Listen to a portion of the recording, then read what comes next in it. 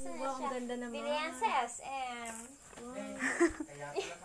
Ano man ang mga bata kang Yung kay Charlie nabuksan, nabubuksan na uli. yan na nga po. Kaya po ayoko po buksan. Kim, diri mo na iba ako, ha?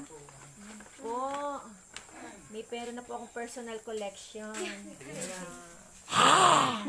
Yan, Katakot, may bumper sa pera. gabi. Yan. Ayan, ito.